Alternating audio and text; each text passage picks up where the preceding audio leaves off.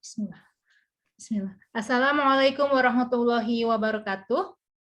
Waalaikumsalam warahmatullahi wabarakatuh. Oke, gimana kabarnya kalian? Alhamdulillah baik, Bu. Alhamdulillah baik. Kalian weekend ini nggak jalan-jalan? Enggak dong. Ya, Bu. Kita jalan-jalan mencari ilmu aja ya Ya. di sini. Ya. Alhamdulillah hari ini kita kedatangan narasumber yang dimana narasumber ini cocok banget dengan materi kita manajemen operasional ya untuk kelas operasional. Jadi nanti kalian bisa simak, terus kalian juga bisa tanya-tanya lah sama narsumnya lah. Pokoknya dia kompeten banget di bidangnya gitu. Makanya saya undang Bapak ini nih, Bapak ini karena jujur aja saya bukan orang praktisi ya. Jadi saya mengajar kalian itu masih seputar teori di buku aja. Ya. Oke, untuk narsumnya kita kenalan dulu. Halo Bapak Fauzan Fadilah. Halo Bu, apa kabar Bu? Baik, gimana kabarnya? Baik Bu, baik. Baik juga. Oke ya, nanti sebelum presentasi kenalan dulu ya. Kenalan dulu aja deh dari sekarang. Oh boleh, boleh. Ya, boleh. Assalamualaikum warahmatullahi wabarakatuh. Waalaikumsalam warahmatullahi wabarakatuh. Perkenalkan, nama saya Fauzan Fadilah. Saat ini saya bekerja di Krakatau Daya Listrik, KDL, salah satu anak perusahaan dari Krakatau Steel. Saya bekerja baru 11 tahun di sini. Posisi saya sekarang itu adalah Good Service and Good Acceptance Supervisor, atau lebih tepatnya supervisor di gudang. Oke, di-keep dulu sampai situ dulu ya. Jadi nanti kalian harus tanya nih, job desk-nya apa tuh supervisor good service pergudangan. Nah, kan kalian baru dengar kan kata-kata kayak gitu, kok ada kerjaan kayak gitu tuh ya. Itu nanti ngapain? Nanti diulik ya, dibongkar nih. Harus dibongkar apa aja yang telah dia lakukan. Oke ya. Sebelumnya untuk Fauzan, saya izin record Zoom meeting ini ya untuk pembelajaran mahasiswa. Oke ya. Di kelas ini juga nanti mungkin ada mahasiswa kelas saya yang lain juga. Silakan nggak apa-apa untuk nyimak. Lalu untuk kalian yang khususnya untuk kelas manajemen operasional, nanti kalau ketika kalian ada ini ya sesi bertanya, disilakan untuk bertanya. Nanti akan ada poin 10. Kemudian nanti absensi akan saya taruh di terakhir di chat, nanti ada Google Form untuk absensi kalian untuk hari ini yang dimasukkan absensinya untuk KBM ke-9 ya. Kemudian nanti ada tugasnya adalah tugas untuk KBM 9 adalah merangkum materi hari ini. Apa aja insight atau wawasan atau ilmu apa aja yang kamu dapatkan di hari ini, kamu tulis aja ya. Oke, untuk Pak Fauzan, mau yang sharing PowerPoint-nya saya atau kamu? Dari saya aja, Bu. Sip, oke ya. Oke, monggo, silakan. Kita sampai jam, sebenarnya mata kuliahnya tuh sampai 15.30 sih. Pokoknya jangan lewat 15.30 aja ya. Oke. Oke, silakan Pak Fauzan. Halo teman-teman semua, salam kenal, saya Fauzan. Semoga teman-teman sehat selalu. Senang sekali di kesempatan ini bisa disebutnya bercerita atau sharing pengalaman di dunia kerja dan sedikit memberi wawasan ke teman-teman juga bahwa ini mata kuliah manajemen operasi ya. Ya, manajemen operasi. Untuk anak semester 3. Mungkin juga pas juga ya, misalkan saya bercerita tentang awalnya mungkin disebutnya manajemen persediaan, nanti nyambungnya ke manajemen pergudangan. Sebelum lebih dekat mengenal tempat saya bekerja, boleh saya putar video? Silakan.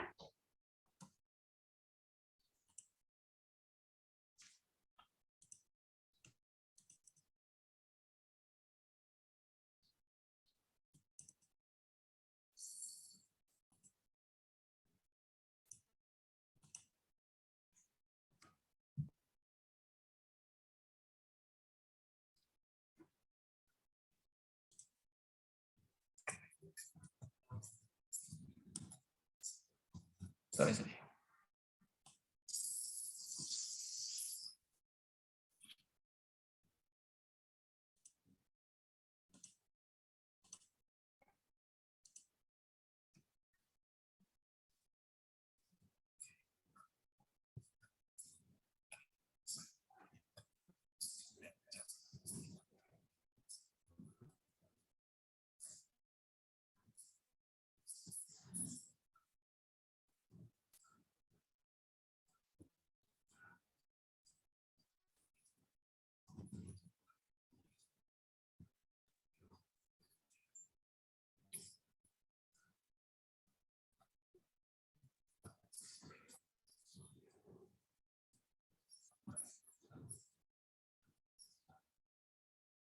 Cilegon, PT Krakatau Daya Listrik memainkan peran kunci.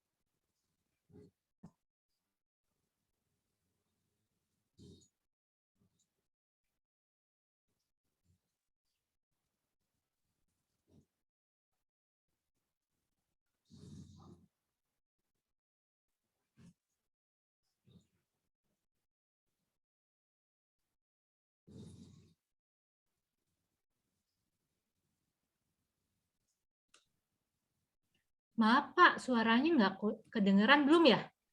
Oh, sebentar. Suaranya nggak kedengeran ya, sebentar. Videonya juga belum terlihat. Belum terlihat ya, sorry, sebentar. Yang terlihat masih file-file. File-file ya? Sepertinya nggak bisa di ini ya.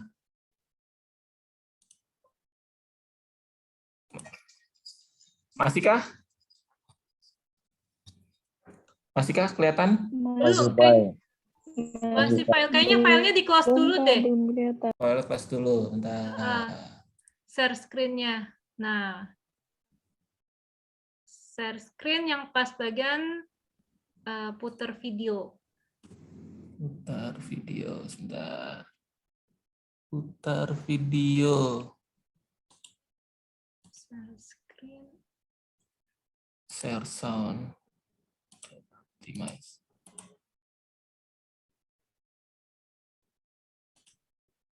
Saya coba ya. Ya, Bentar. bismillah. Dari mana tadi? Kelihatan kah? Belum. Masih Belum. file yang keluar. Masih file ya. Suaranya udah kedengeran sih. Kedengaran ya suaranya ya, sebentar. Why. Apa harus ganti ya?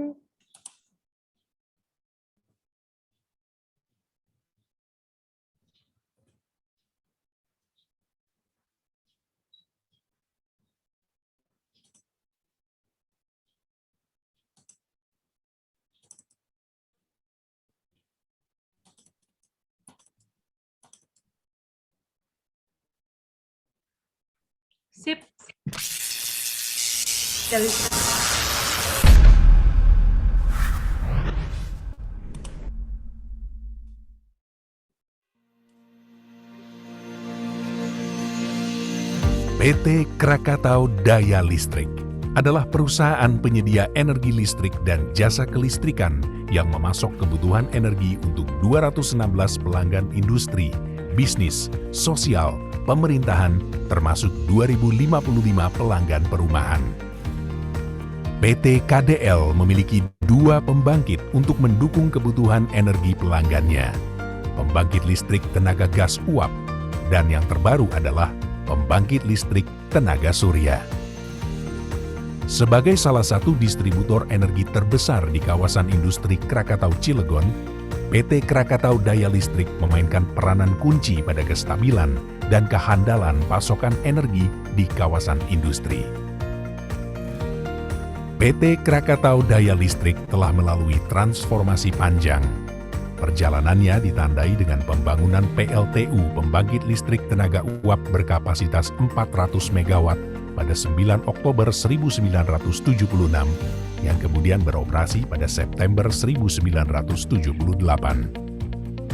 Status sebagai salah satu divisi di bawah Direktorat Perencanaan PT Krakatau Steel berubah menjadi unit otonomi pada 25 April 1995. Melihat potensinya yang bisa berkembang menjadi perusahaan energi, unit ini ditingkatkan statusnya menjadi badan usaha mandiri dengan nama PT Krakatau Daya Listrik pada 28 Februari 1996. Disusul kemudian dengan pengoperasian pembangkit listrik tenaga gas uap berkapasitas 120 MW pada April 2015. Dan yang terkini adalah pengoperasian secara komersial pembangkit listrik tenaga surya berkapasitas 102 kW peak. PT Krakatau Daya Listrik memiliki sumber daya manusia sebagai aset untuk memberikan layanan terbaik kepada pelanggan. Hal itu dibuktikan dengan bermacam penghargaan dan sertifikasi. Dengan potensi yang dimiliki, PT Krakatau Daya Listrik memiliki visi menjadi perusahaan energi dan usaha terkait yang terkemuka di Indonesia dan mengemban misi menyediakan energi dan usaha terkait yang andal, kompetitif, dan berkualitas tinggi, bertumpu pada modal insani untuk peningkatan nilai bagi stakeholders. Dipimpin oleh jajaran direksi yang kompeten, seluruh insan KDL berpegang pada nilai-nilai yang menjadi pedoman perilaku sehari-hari, yaitu energi, execution, newness, efficient, reliable, grateful, dan integrity. Value yang menjadikan setiap karyawan cepat tanggap, penuh inovasi, bekerja efisien, fokus pada penyediaan produk, dan pelayanan handal serta kompetitif. Dan yang tidak kalah pentingnya adalah selalu bersyukur, ikhlas, memberikan kinerja terbaik untuk membangun sinergi baik internal maupun eksternal. Bisnis utama PT Krakatau Daya Listrik adalah penyediaan energi listrik yang beroperasi dengan teknologi CCPP, Combined Cycle Power Plant, atau umum dikenal sebagai pembangkit listrik tenaga gas uap. PLTGU ini memiliki 2 unit gas turbine generator, 2 unit heat recovery steam generator, dan 1 unit steam turbine generator. Dengan bahan bakar gas yang ramah lingkungan, pembangkit ini memiliki kapasitas 120 MW. Selain PLTGU, KDL juga merintis penggunaan energi terbarukan dengan membangun pembangkit listrik tenaga surya rooftop di atas gedung switchgear. Pembangkit ini menghasilkan 102 kW peak. PT KDL menyalurkan listrik dari pusat pembangkitan ke kawasan industri Krakatau dengan kualitas terbaik berdasarkan parameter SAIDI, SAIFI, tegangan, frekuensi, dan flicker. Terinterkoneksi dengan jaringan milik PT PLN Persero dan menggunakan jalur kabel underground serta koneksi ring, bahkan beberapa disuplai secara redundant sehingga keandalan dan kualitas pasokan listrik kepada konsumen akan terjamin.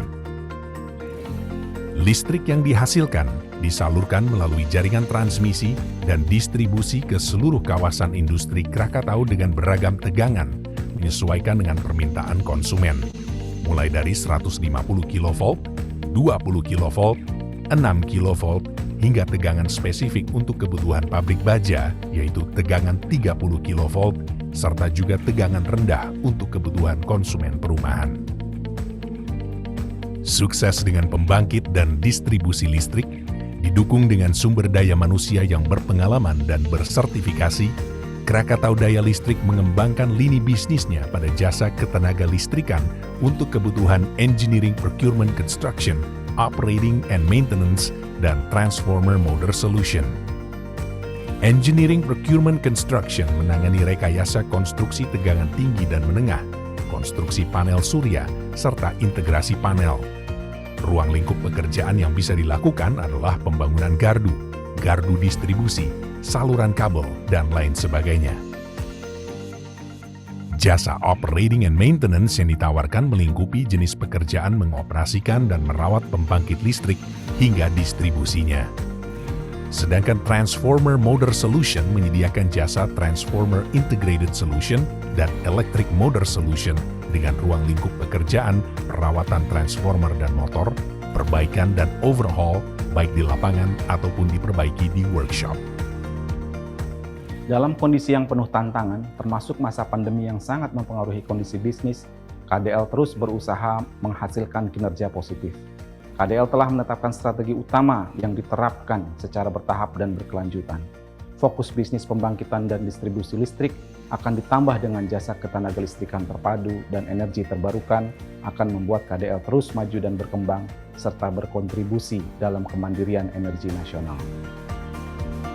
Menghadapi tantangan ke depan agar tetap menjadi yang terdepan di bidang penyediaan energi listrik, khususnya di kawasan industri Krakatau, PT Krakatau Daya Listrik memiliki sejumlah strategi baik internal maupun eksternal. Salah satu strategi yang akan diusung KDL adalah pengembangan energi baru terbarukan untuk mendukung kemandirian energi nasional.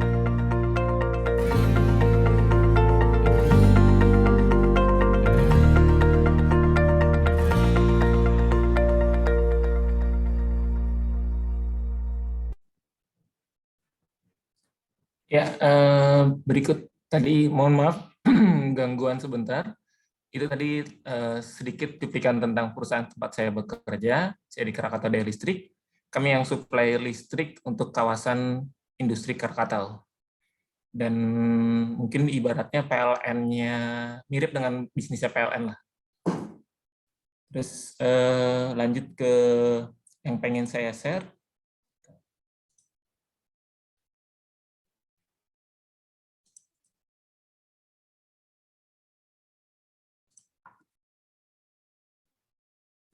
Kelihatan filenya? Kelihatan, Pak. Kelihatan ya? Iya. Basicnya ini hanya sekedar kita berdiskusi lebih lanjut aja terkait manajemen persediaan dan manajemen pergudangan.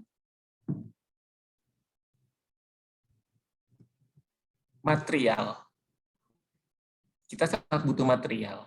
Apalagi dalam faktor produksi atau kegiatan produksi, beberapa faktor ini menjadi sangat penting. Baik skill, kompetensi, pengoperasian alat produksi, dan material.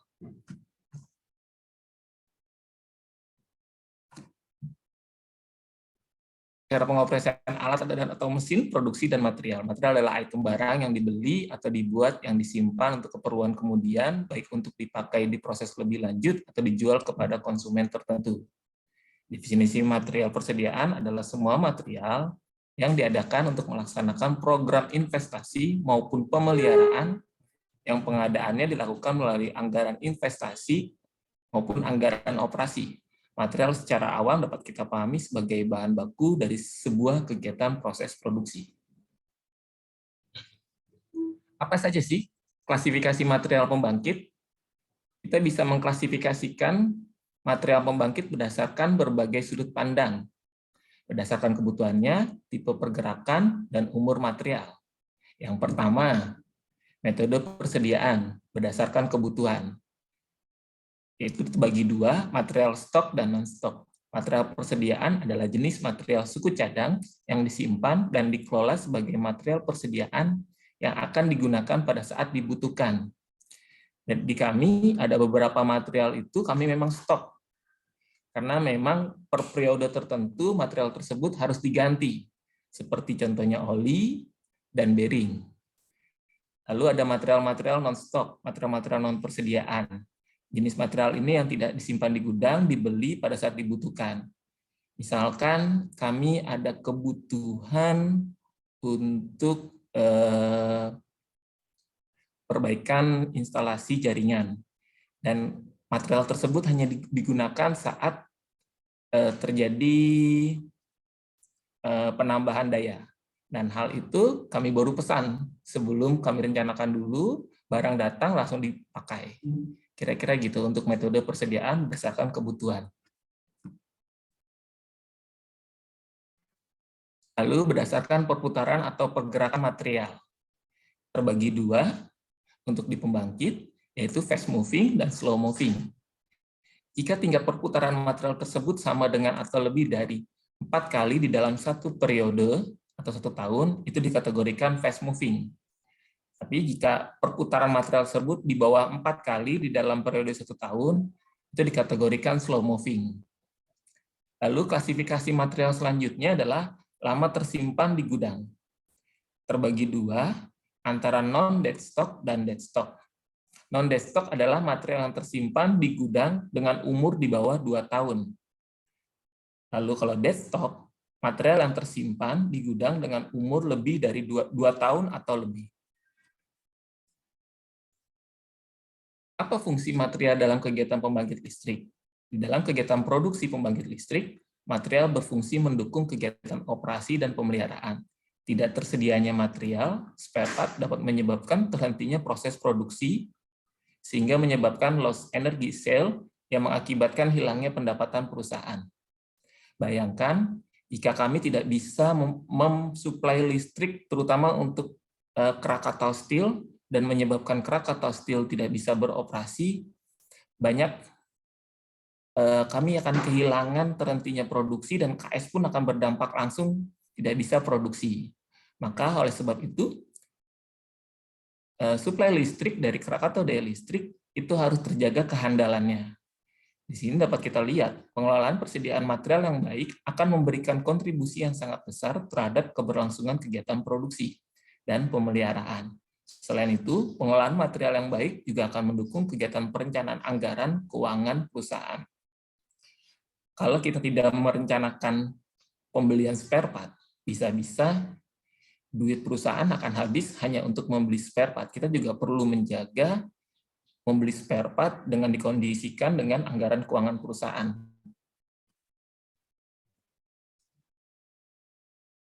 Bagaimana mengelola kebutuhan material pembangkit?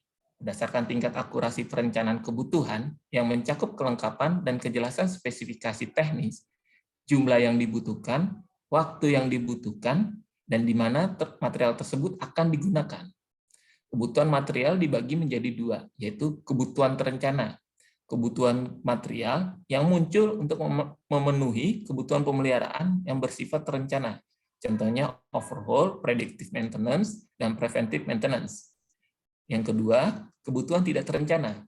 Kebutuhan material yang muncul untuk memenuhi kebutuhan pemeliharaan yang bersifat tidak terencana. Contohnya seperti corrective maintenance atau force outage.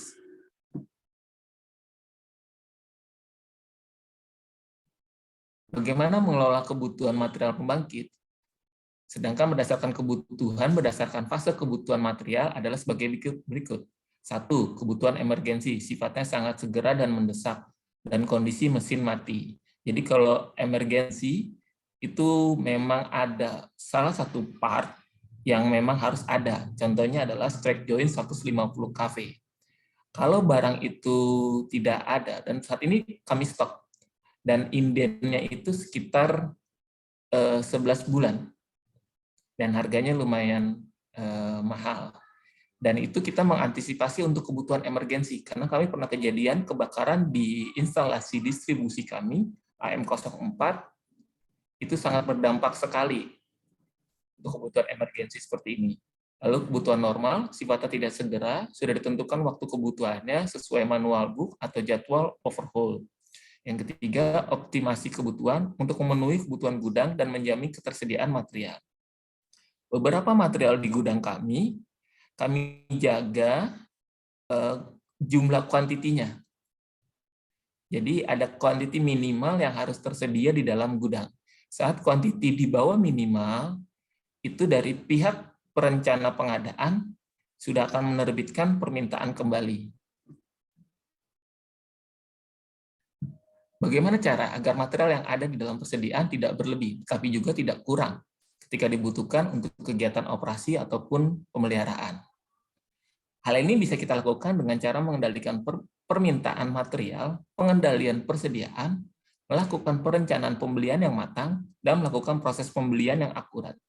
Kegiatan-kegiatan tersebut merupakan bagian dari proses material manajemen. Jadi di sini secara awal material manajemen dapat kita artikan sebagai kegiatan pengelolaan material dimulai dari pengelolaan permintaan, perencanaan kebutuhan, bagaimana material tersebut diadakan, proses pengadaan atau purchasing, diterimakan sampai dengan material tersebut dikeluarkan dari persediaan atau gudang untuk digunakan dalam kegiatan operasi ataupun pemeliharaan. Stream material management sendiri terbagi lagi menjadi 3 substream, yaitu inventory management, manajemen persediaan, procurement management, dan warehouse management, manajemen pergudangan. Apa itu manajemen persediaan? Manajemen persediaan, pengelolaan persediaan material di gudang hingga mencapai titik optimal antara tingkat pelayanan dan nilai persediaan. Ada 2 kepentingan dalam manajemen persediaan, yaitu keuangan dan pemeliharaan. Pihak keuangan menginginkan agar tidak terlalu banyak material yang tersimpan di gudang, karena itu akan mengganggu cash flow perusahaan. Sedangkan pihak pemeliharaan menginginkan material harus ada di gudang pada saat dibutuhkan. Untuk dapat mengakomodasi 2 kepentingan tersebut, maka perlu ditentukan titik keseimbangan di antara keduanya, sehingga dapat dicapai maksimum service level tingkat pelayanan material tinggi dengan minimum inventory. Tentunya dengan biaya operasional yang rendah. Apa itu manajemen pergudangan? Pergudangan, warehouse atau storage, suatu area atau lokasi atau tempat yang terbuka atau tertutup dan diperlukan untuk menyimpan material. Di dalamnya terdapat kegiatan administrasi serta tenaga kerja untuk melakukan kegiatan-kegiatan pergudangan, yang merupakan suatu titik awal dalam pengelolaan, pengendalian, transaksi material persediaan. Manajemen pergudangan merupakan salah satu fungsi atau bagian dari proses manajemen material yang di dalamnya dilakukan pengelolaan seluruh transaksi material persediaan yang meliputi penerimaan, penyimpanan, perawatan, pengamanan, pemindahan, pengendalian persediaan, pengeluaran, dan pengembalian, dan stok opnam. Secara umum, fungsi dan peran dari suatu sistem pergudangan adalah sebagai berikut. 1. Melakukan tata usaha, administrasi atas material yang masuk dan keluar gudang. 2. Melakukan penyimpanan material secara teratur dan tertib, sehingga material terhindar dari kerusakan atau kehilangan dan dapat dengan cepat memberikan pelayanan. 3. Melakukan perawatan atas material selama penyimpanan, mengatur dan memelihara tempat penyimpanan material. Merencanakan tempat yang memenuhi syarat untuk material yang belum mendapat tempat yang semestinya, dan material yang direncanakan akan diterima. 5. Mengadakan pencatatan material. Di Krakatau Daya Listrik kami punya 5, 6, 7 gudang. Ada gudang utama, gudang seng 1, gudang seng 2, gudang pipa, gudang kimia, gudang oli, dan gudang gas. Yang paling besar di gudang utama. Nah, sampai sini berikut adalah, ini saya lanjut atau ada sisi tanya jawab terakhir Bu Wulan? Dilanjut aja dulu. Oke. Ya. Berikut adalah organisasi yang terutama di logistik division Di Logistik Division dipimpin oleh Logistik Manager, 1 orang, dan membawai 2 dinas. Ada Dinas Logistik Planning, Inventory, dan Administration, dan Dinas Procurement. Nah, di Dinas Logistik Planning dan Inventory dan Administration ini dibantu oleh beberapa spesialis. Ada Planning Controlling Mechanic Specialist, Planning Controlling Electric Specialist, Owner Estimates dan Administration Specialist, Good Service dan Acceptance Specialist, dan Good Service Acceptance Officer. Lalu di Procurement, di pengadaan, itu ada 1 superintendent atau kepala dinas, dibantu oleh 2 kepala seksi, yaitu Service Procurement Specialist dan Good Procurement Specialist, dan ada lagi selevel teknisi, yaitu Procurement Officer. Ini berikut, karena kami tidak terlalu besar untuk Krakatau Daya Listrik, jumlah karyawan kami sekitar 200 berapa kira-kira? 200-an, saya lupa detailnya. Jadi memang organisasi kami tidak terlalu besar, tapi cukup untuk mengakomodir segala kebutuhan perlogistikan. Nah, siapa saja yang berperan di dalam material? Sebagai informasi, di kami Dinas Gudang itu tidak ada, tapi Dinas Gudang masuk ke LPIA, di Logistik Planning, Inventory, dan Administration. Dan di Dinas LPIA juga termasuk dinas yang merencanakan pengadaan barang. Jadi ibaratnya di Dinas LPIA, dinas ini yang merencanakan membeli barang, dan dinas ini yang menerima barang. Lalu untuk yang mencari barang atau pengadaannya di Dinas Procurement. Karena ini kaitannya nanti masuk ke stream manajemen persediaan. Nah, di sini kita bisa dapat melihat siapa saja yang berperan di dalam material manajemen. Ada 3 bagian penting yang berperan dalam kegiatan pengelolaan material manajemen. Yang pertama, inventory control. Inventory control teman-teman bisa melihat di logistik planning, mekanik spesialis, dan logistik planning, elektrik spesialis. Itu termasuk inventory control. Bagian ini bertugas melakukan pengendalian material persediaan melalui pengendalian permintaan, perencanaan kebutuhan, dan penentuan material yang harus ada dan tersedia di persediaan. Lalu yang kedua, ini Dinas Procurement atau pelaksana pengadaan. Bagian ini bertugas melaksanakan proses pengadaan atas usulan permintaan pembelian dari inventory control. Lalu yang ketiga, gudang.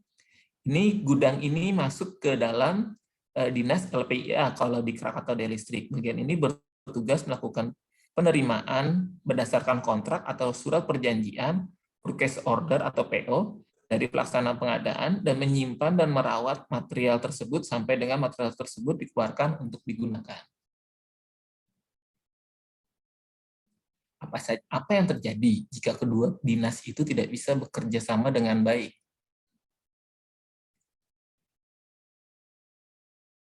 Kami berharap bahwa di dalam logistik ini kita bisa, karena proses kami saling ibaratnya saling kebergantungan ya.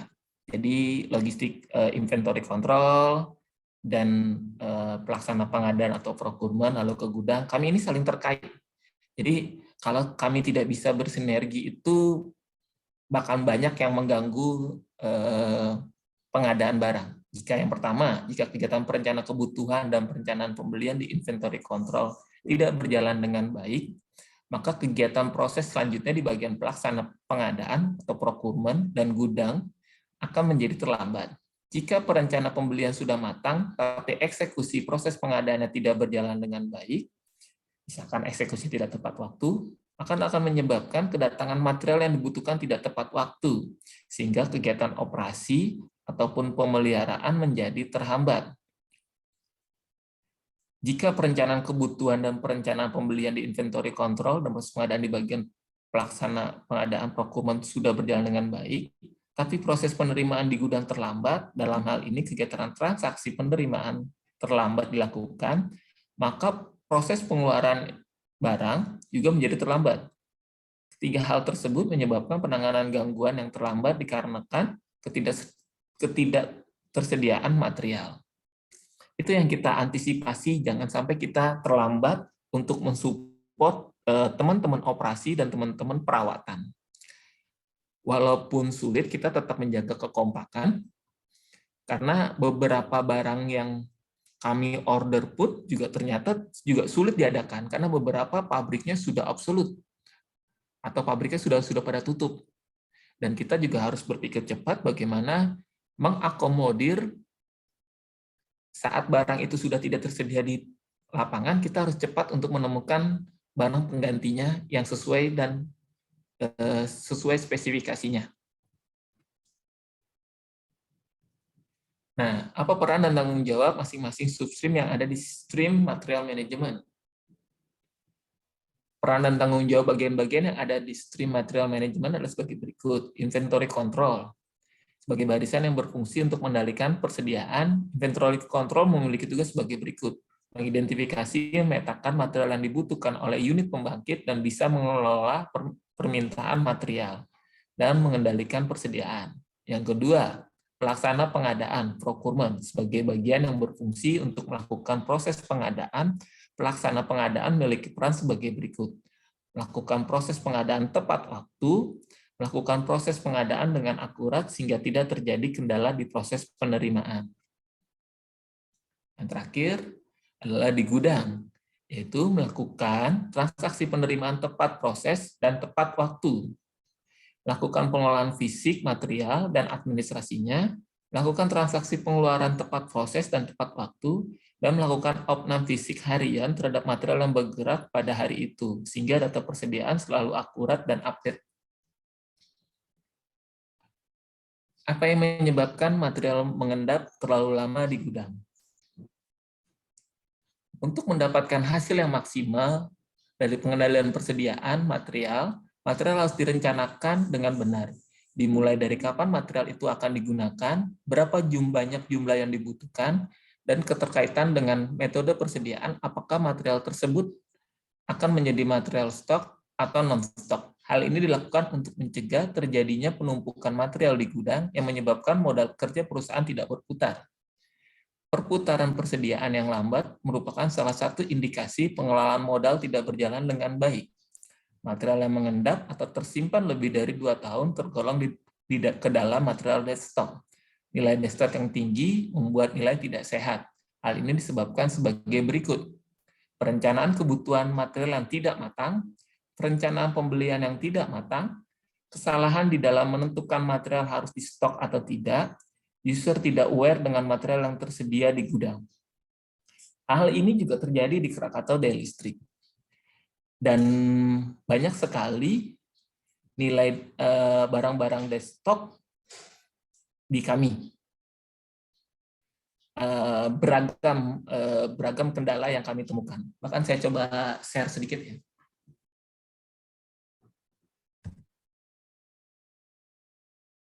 Sebentar saya share dulu. Saya punya ada file. Saya tampilkan saja sebentar.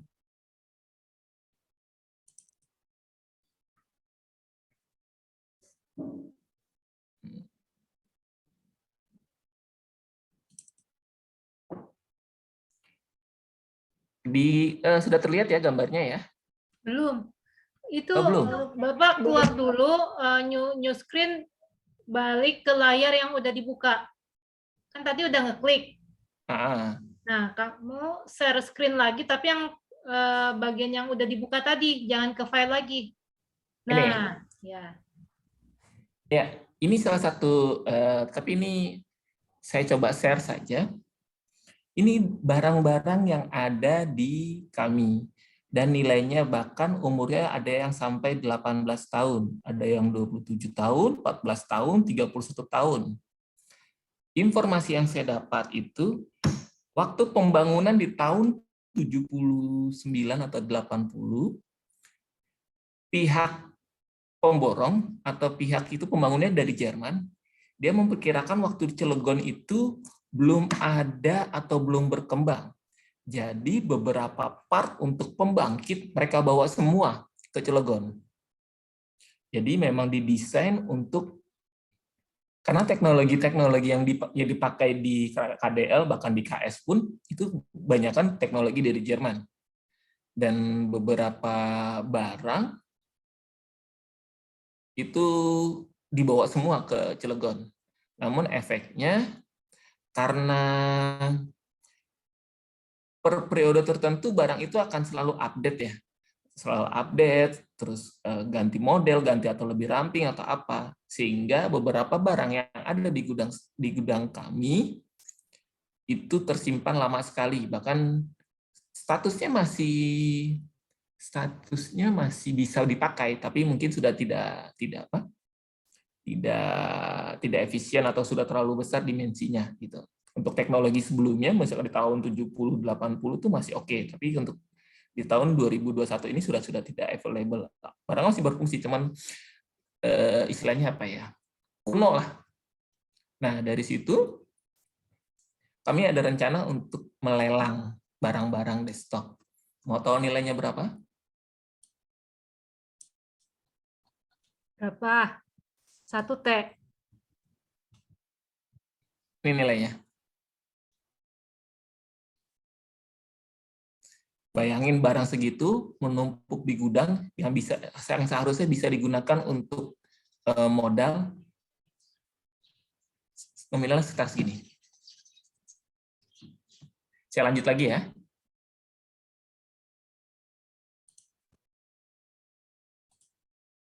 Itu berapa, Pak? Mana yang tadi? Berapa ini? 7,3. M apa T? Ini berapa nih? Miliar. 7 miliar. 7 miliar. Iya. Tapi ada berapa yang tidak dicek ya? Kalau dicek lagi mungkin nominal akan lebih besar dari itu.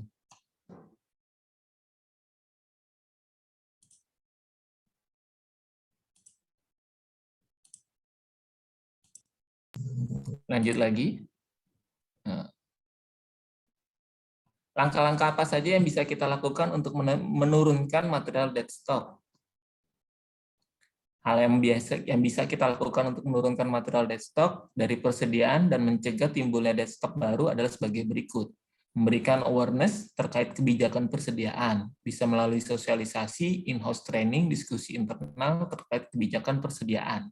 Hal ini bertujuan untuk membangun pemahaman dan kesadaran user dan semua yang terkait dengan pengelolaan material tentang material-material apa saja yang seharusnya di stok di gudang atau tidak, sehingga harapannya bisa menurunkan material dead stock dan meminimalkan munculnya material dead stock baru.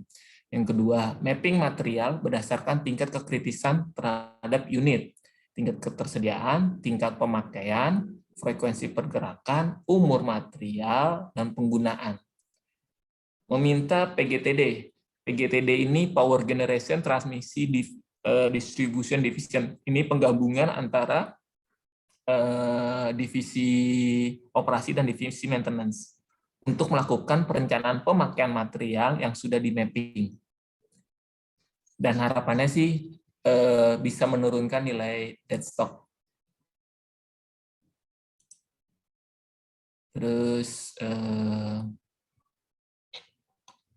lalu proses apa saja yang dikelola material manajemen di dalam sistem? Nah, ini proses yang kami lakukan. Proses yang dikelola material manajemen di dalam sistem sebagai berikut.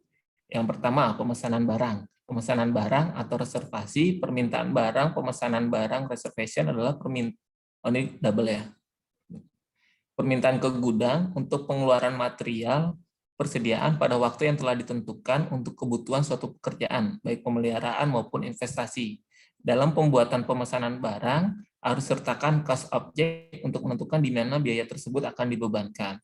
Pemesanan barang berperan dalam proses monitoring permintaan secara online. Pihak gudang dapat memonitor tanggal estimasi pengeluaran material tersebut, kepada siapa diterimakan, berapa jumlah yang harus dikeluarkan, dari plan dan gudang mana material tersebut akan dikeluarkan, dan sumber pendanaan pengeluaran material tersebut.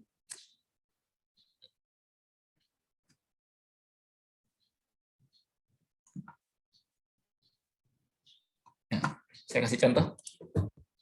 Saya kasih contoh sebentar.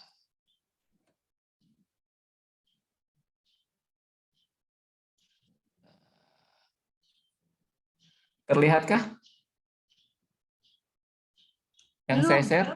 Belum, keluar lagi. Klik yang tadi di-share. Jangan ke file. Kelihatan? Udah.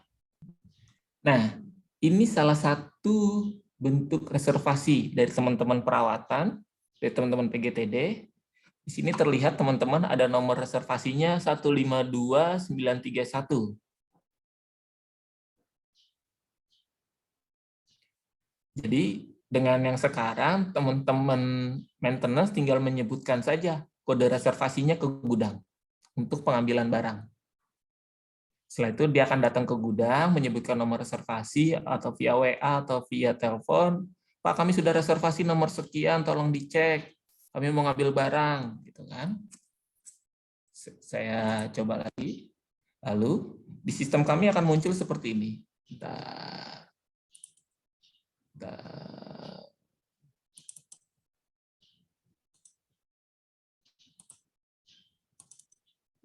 Kode-kode reservasi yang muncul akan muncul seperti ini.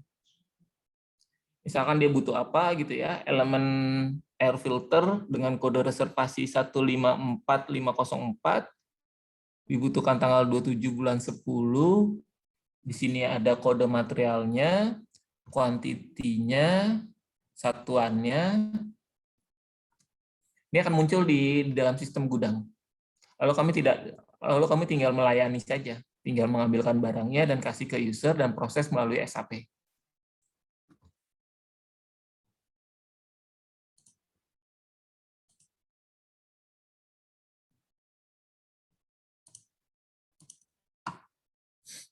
Itu yang terkait dengan reservasi, terus kita layani. Nah, ini juga kami juga PO, purchase order, surat pesanan dalam dokumen resmi yang berisi permintaan untuk mendapatkan material atau jasa dari vendor dengan aturan dan kondisi tertentu. Saya berikan contoh PO.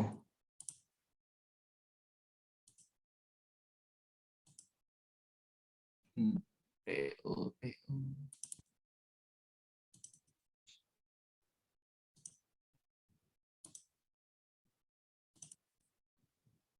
Ini contoh PO, bisa terlihat? Bisa. PO dengan nomor 372-04x115 dibuat tanggal 8 untuk PT Hempel Indonesia. Lalu berikut adalah totalnya 48 juta. Ini chat-chat yang kami gunakan. Karena kami menggunakan dekat dengan laut, kami menggunakan beberapa chatnya khusus. Jadi harga per liternya ada yang paling murah 40.000 per liter. Jadi emang chatnya sangat mahal. Lalu di dalam PO ini terlihat beberapa kondisi. Tempat penyerahan gudang KDL, waktu penyerahan paling lambat tanggal 27 bulan 9 2021. Harga dalam PO ini tidak termasuk pajak. Pajak 10%. Ini harga di luar pajak. Keterangannya, kebutuhan min-max mechanical maintenance, menjamin spesifikasi sesuai dengan PR, request, bersedia dilakukan pemeriksaan fisik, barang berasal dari dalam negeri, pengiriman barang dilengkapi alat pelindung diri, pengiriman barang disertakan surat jalanan kopi PC, apabila barang rusak dan tidak sesuai pada saat pengiriman, tekanan sanggup mengganti, pembayaran dilakukan 100% setelah barang diterima seluruhnya, dan diterbitkan GR, Good Receipt oleh PT KDL. Pengawas pekerjaan wajib melaporkan terkait pelaksanaan K3 bagi seluruh karyawan dan kontraktor sesuai dengan kegiatan pekerjaan dan pengiriman barang. BA materai, tanggung jawab vendor, keterlambatan per hari 0,2, setiap pelanggaran kena angka kesalahan, pembatalan sebagian atau kuantiti dikenakan angka kesalahan, dan ada fakta integritas untuk tidak melakukan KKN. Ini salah satu contoh PO. Dan beberapa untuk vendor yang akan mengirim barang, persyaratan ini akan menjadi hal yang wajib ditaati saat mengirim barang. Misalkan di dalam klausal yang terlihat dalam monitor ini, dia menyertakan ada tes fungsi, tes fisik, atau menyertakan dokumen terkait apakah COM, Certificate of Manufacture, Certificate of Origin, Certificate of Conformance, atau garansi, itu dipersyaratkan biasanya di bawah kontrak ini, di poin-poin di bawah kontrak ini. Dan kalau itu dipersyaratkan, maka mereka harus menyediakan saat kirim barang. Bila barang yang dikirim tidak lengkap, maka barang belum bisa diterima dan barang dikembalikan untuk vendor untuk melengkapinya kembali. Seringnya sih saya suruh pulang. Jadi kalau barangnya datang, dokumennya nggak lengkap, saya suruh pulang. Walaupun dia dari Jakarta, dari manapun, tetap saya suruh pulang. Lalu setelah administrasinya selesai, baru kita cek barangnya. Barangnya oke, baru nanti saya terbitkan GR atau Good Receipt, penerimaan barang.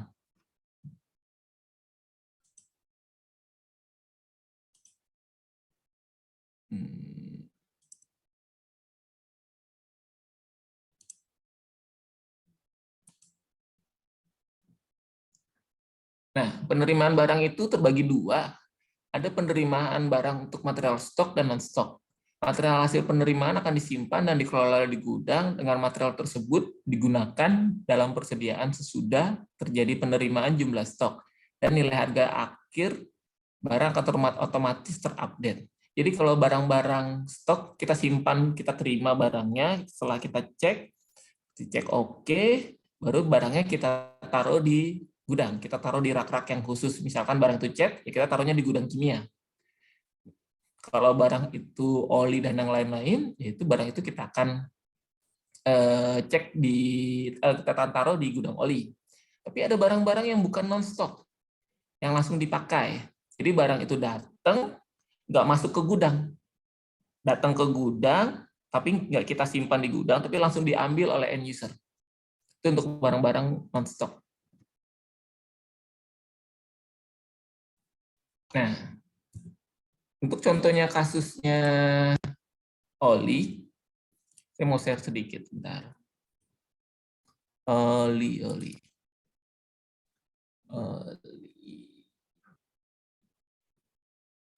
Nah, kelihatankah atau masih harus saya close dulu? Belum terlihat, keluar Oke. dulu. Nah,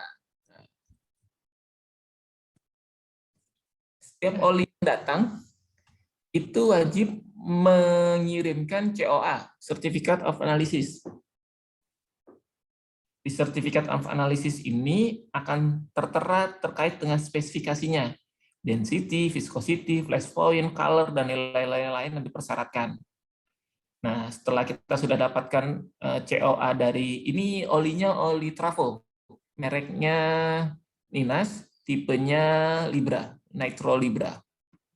Setelah itu, kita akan cek kualitasnya. Kita punya lab sendiri untuk mengecek kualitas oli, apakah sesuai dengan spesifikasi.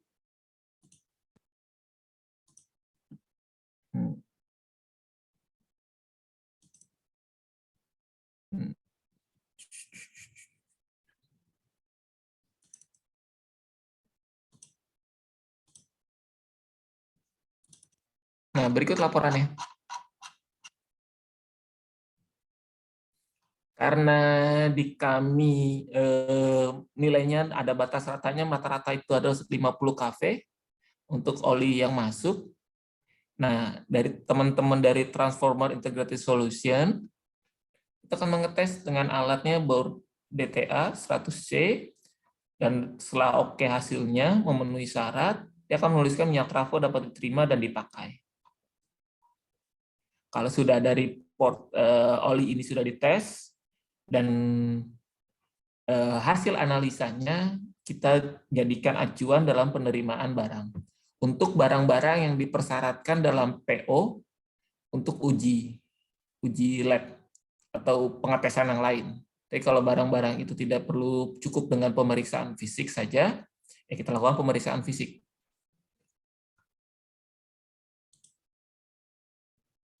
Saya lanjut lagi. Ini alurnya. Alurnya sepertinya saya belum update nih. Belum update.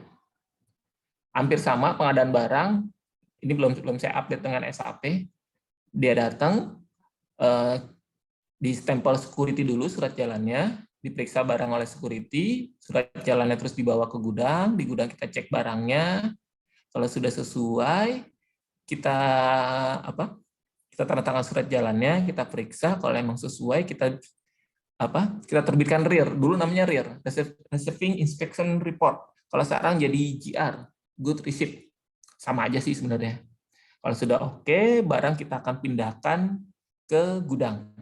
Tapi kalau tidak oke, kita akan tolak. Kalau dulu kita tolak itu ada dokumennya. Kalau sekarang, kalau memang barangnya tidak sesuai, ya kita langsung kembalikan saja. Terus sama tadi yang kita lihat di contoh untuk reservasi. Nah, reservasi datang, dokumen yang dikeluarkan oleh gudang namanya good issue. Jadi good issue itu pengeluaran barang. Setelah end user atau orang yang butuh barang membuatkan reservasi dari gudang, setelah nomor reservasinya muncul, kita akan menerbitkan namanya good issue. Pengeluaran barang dilakukan dengan mengacu pada pemesanan material reservasi.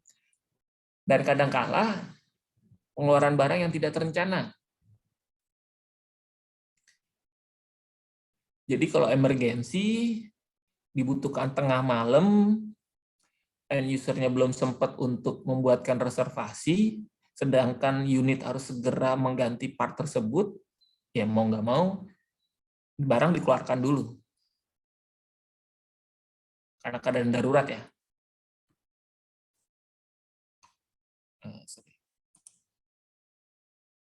Untuk keadaan darurat. Lalu user biasanya kalau normalnya user bikin reservasi, terus kita melayani, setelah melayani kita terbitkan GI. Sederhananya begitu. Nah, penerimaan barang sebaiknya dilakukan oleh gudang. Bagaimana proses penerimaan barang sebaiknya dilakukan di gudang? Penerimaan barang sebaiknya dilakukan oleh gudang dengan memperhatikan hal-hal tersebut yang di bawah ini. Yang pertama, semua material yang diterimakan di gudang harus ada PO. Jadi kalau tidak ada PO, ya kita nggak bisa apa-apa, karena nggak bisa kita terima. Karena PO itu sebagai payung ya, antara kerjasama PT KDL dengan vendor atau rekanan. Material yang dikirim oleh vendor dibongkar, disimpan di area penyimpanan sementara dengan tujuan inspeksi kualitas. Nah, di PO-nya dipersyaratkan apa? Kalau dipersyaratkan ada tes fungsi, tes macam-macam, kita lakukan tes. Terus kita juga memeriksa materialnya, jumlahnya pas, kemasannya, label, delivery order, dokumen, dan isi kemasan. Petugas gudang hanya menerima barang dalam jumlah fisik saja. Kita tidak menerima misalkan, Pak, barangnya sudah dikirim, buktinya mana? Nggak ada, yang kita belum bisa terima. Terus, semua material harus diproses melalui pemeriksaan barang sebelum masuk ke dalam persediaan. Item material yang diterima perlu dicek di mana harus sesuai dengan parameter sebagai berikut. Material yang diterima perlu dilakukan tes fungsional bila diperlukan. Material sesuai dengan spesifikasi yang tertulis di surat perjanjian. Apakah ada keterlambatan atau ada perpanjangan delivery time, ada suratnya, itu juga harus dilampirkan. Dan persyaratan administrasi yang tercantum di dalam surat perjanjian. Apakah dipersyaratkan ada surat garansi, sertifikat, atau berikut dengan pemasangan, itu juga harus dilengkapi. Nah, setelah itu kita cek.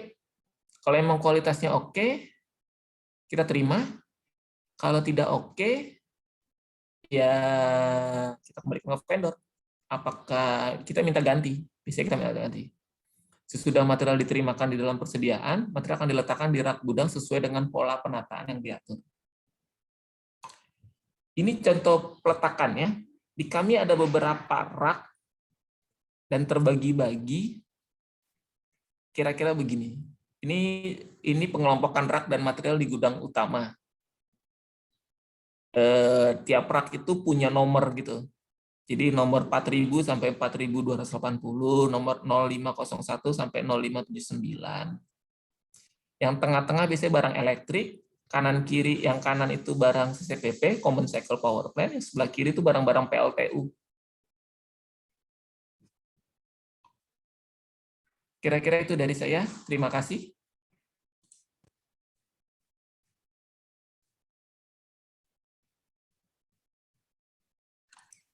Oke, terima kasih ya Pak Fauzan. Sudah menjelaskan ini detail banget loh dari awal. Ini proses kerjanya banget nih dari awal, dari bahan baku sampai produksi, sampai gudangnya juga detail banget ya. Terima kasih. Penjelasannya nanti mahasiswa yang mau bertanya silakan ya. Tapi sebelumnya saya mau tanya, Pak Fauzan Hadir. hadir? Hadir. Oh iya ya. Nah, tadi di struktur organisasi ya. Oke, bentar ya. Oke, saya share yang ini ya. Jadi tadi di struktur organisasinya set nomor berapa ya? Ini nah, ya ini ya. Aku kecilin dulu. Saya kecilin. Nah, ini benarkah Pak Fauzan tuh bagiannya kalau dari sini? Oke, bentar. Bentar. Sini bukan sih? Daerah sini bukan sih? Yep. Sini. Nah, Yang ini. yang kanan, agak kanan bawah. Oh iya, sorry. Ya ini ya. Ya. Bagian sini ya. Jadi bagian good service. Iya, oke ya. Jadi spesial ini ya, pergudangan ya sama pengadaan ya. Oke, lalu tadi Pak Fauzan bilang punya 7 gudang. Ya, 7 gudang. 7 gudang itu, apakah 7 gudang yang itu dipegang satu ininya, yang tanggung jawab, atau 7 gudang ada sendiri-sendiri gitu? Itu gimana sih maksudnya? Bantu jawab. Ya. 7 gudang itu menjadi tanggung jawab saya, Bu. Oh, jadi Bapak misalnya 7 gudang semuanya Pak Fauzan semua? Iya, saya dibantu yang paling bawah tuh, Bu. Ada namanya Ini. Good Service. Nah, ya. Saya punya tim 1 yang bantu saya. Oh, ini. Oh, 7 gudang. Oke. Cukup dari saya ya. Oke ya. Oke, yang lain mau bertanya, ini harus dibongkar nih apa aja yang tadi belum sempat, kalian kalau belum paham, Pak Fauzan tuh sebenarnya oke di sini, tapi ngapain, apanya, kalau masih belum jelas, tanya ya. Oke, silakan, ada yang mau bertanya? Ibu mau bertanya. Silakan.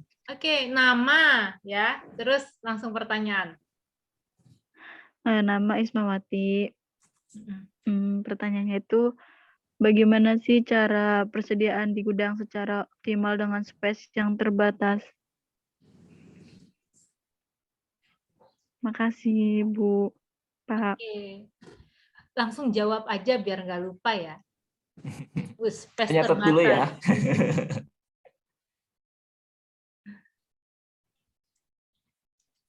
Untuk saat ini space-nya lumayan penuh ya.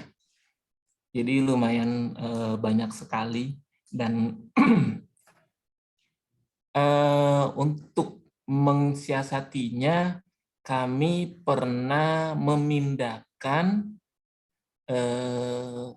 o-ring itu kita maksimalkan di satu sisi. Jadi sisi boleh saya share yang ini? Boleh, Pak.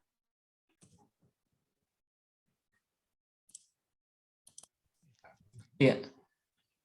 Kelihatan ya? Jadi o-ring itu awalnya di sini, Mbak. Awalnya di sini berantakan kan, terus akhirnya gudang yang ini kami maksimalkan. Material-material o-ring kami pindahin ke sini semua. Itu yang pertama. Yang kedua, kami coba nambah tinggikan raknya Saya lupa fotoin ya. Jadi raknya itu yang awalnya 2 meter untuk bagian sini, di bagian yang rak CCPP yang warna hijau, kami tinggikan menjadi 5 meter atau 4 meter gitu. Dan kondisi saat ini emang sudah tidak ideal di Krakatau Daya Listrik karena beberapa barang kami taruh, ada yang taruh di jalan, ada yang kami taruh di mesin house.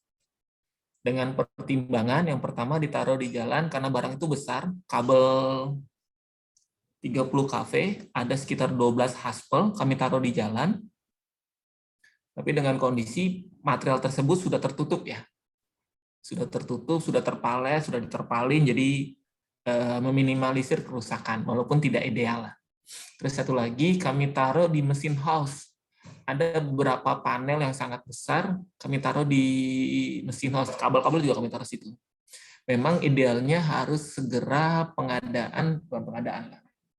pembuatan gudang baru lagi. Karena memang sudah tidak cukup, dan juga kalau misalkan laporan terakhir barang-barang dead stock mau dijual, mungkin akan banyak space yang bisa kami gunakan untuk mensiasati barang yang datang lagi dengan space terbatas. Kira-kira gitu, Mbak. Oke, makasih Pak. Sama Mbak Ismawati ya. Iya. Saya Muhammad Nandi, izin bertanya Pak. Silakan. Kalau perusahaan Krakatau Daya Listrik ini pasokan, maksudnya perusahaan KDL ini pasokan utama daya listrik ke seluruh institut perusahaan, apa hanya perusahaan dianya sendiri gitu Pak? Apa setiap institut perusahaan memiliki memiliki pasokan daya listrik masing-masing? Oke. Saya coba jawab ya, dengan Mas Muhammad Nandi ya. Baik Pak. Ya, jadi Krakatau Daya Listrik itu memiliki izin penyaluran listrik khusus di kawasan industri. Kami hanya khusus melayani di kawasan industri, Krakatau, dan beberapa perumahan di Grogol, Agrabaja setahu saya. Jadi kalau di luar itu memang kami tidak boleh. Yang boleh PLN. Dan beberapa untuk kawasan industri Krakatau, suplai listrik harus dari KDL. Untuk kawasan industri Krakatau ya. Tapi karena tidak dibolehkan mereka untuk mempunyai, karena harus ada izinnya. Setahu saya harus ada izinnya untuk bisa izin izin penyaluran listrik itu. Dan yang bisa suplai ya dari kami gitu. Untuk kawasan industri Krakatau ya. Tapi kalau di luar itu beberapa disuplai oleh PLN. Baik Pak, terima kasih Pak. Berarti KDL ini enggak seluruh perusahaan ya? Maksudnya hanya di Krakatau saja. Ya, hanya di Krakatau saja. Terima kasih Pak. Sama-sama. Oke, bentar. Sekalian saya jadi penasaran. Jadi intinya KDL itu mensuplai tugas utamanya itu mensuplai perusahaan induk ya, Krakatau Steel itu kan? Betul. Untuk operasionalnya, intinya itu dulu kan? Iya. Baru nanti kalau ada kelebihannya bisa ke anak-anak Krakataunya lain juga kan? Betul. Sama perusahaan-perusahaan di kawasan industri dekat-dekat situ ya? Betul. Oke. Nangkap. Karena sebagai informasi, Krakatau Steel itu kalau istilahnya dapur atau tanur ya, saat dia mau memanaskan bajanya itu sekali untuk manasin bajanya itu perlu listrik sebesar 30 megawatt. Lalu tiba-tiba saat proses puring atau pendinginan, dia langsung 0 megawatt. Dan memang idealnya pabrik baja itu mempunyai apa ya disebutnya ya, pembangkit sendiri. Karena kalau misalkan listrik yang naik turun seperti itu disuplai oleh PLN yang bebannya statis, bisa-bisa bisa-bisa blackout atau mati pembangkit. Jadi memang KDL itu emang dirancang khusus untuk supply listrik Krakatau Steel dan grup ya. Jadi memang kami bisa mensuplai listrik yang tiba-tiba naik turun secara cepat. Oke. Jadi memang untuk operasional Krakatau Steel juga untuk lebih efisien ya dia bikin anak perusahaan sendiri KDL ya. KDL ini yang support energinya ke Krakatau kan. Betul. Dibanding beli ke PLN mahal kan. Lebih baik punya sendiri. PLN lebih murah loh, Bu. Oke. Oh, lebih murah. Baru tahu saya. Tapi kayaknya lebih repot ya? Enggak juga ya? PLN lebih murah karena dia pakai batu bara. Oh, kalau misalnya KDL pakai apa? Air laut? Kita pakai, baru dengar pakai air laut. Air laut itu sebenarnya buat pendingin, Bu. Pendingin. Oke. Buat sistem pendingin. Kita pakai gas. Oh, pantesan tadi ada itu gas ya, pipa-pipa untuk ini ya.